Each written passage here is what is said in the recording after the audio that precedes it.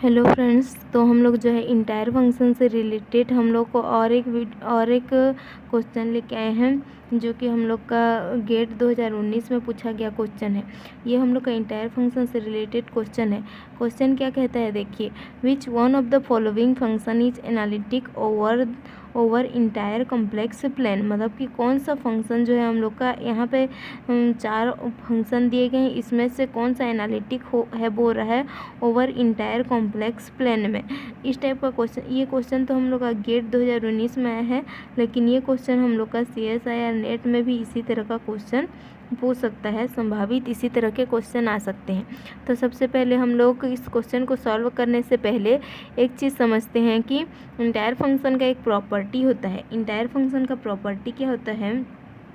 Entire function का property देखिए क्या कहता है कि कोई फंक्शन, किसी फंक्शन का सिंगुलैरिटी ही ना हो, मतलब कि नो सिंगुलैरिटी हो, तो उस फंक्शन को हम लोग इंटायर फंक्शन कहते हैं। जिसकी जो भी हम लोग का फंक्शन रहता है, अगर वो नो सिंगुलैरिटी दे रहा है तो वह इंटायर फंक्शन कहलाता है।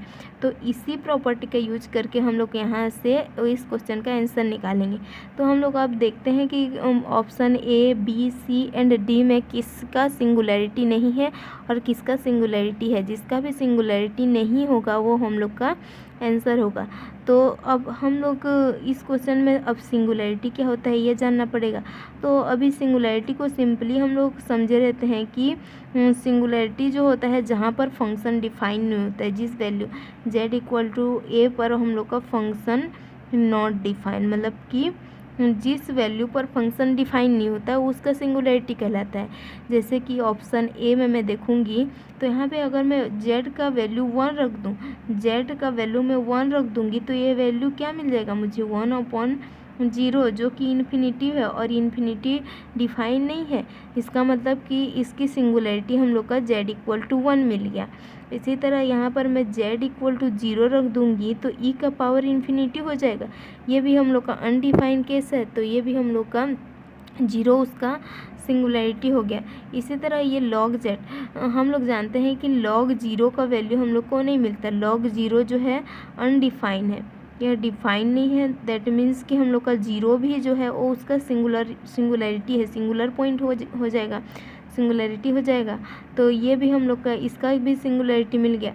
लेकिन cos z एक ऐसा फंक्शन है जिसकी कोई भी सिंगुलैरिटी नहीं होती। यह z के सभी वैल्यू के लिए डिफाइन होता है। For all z define, z के सभी वैल्यू के लिए cos z जो होता है डिफाइन होता है।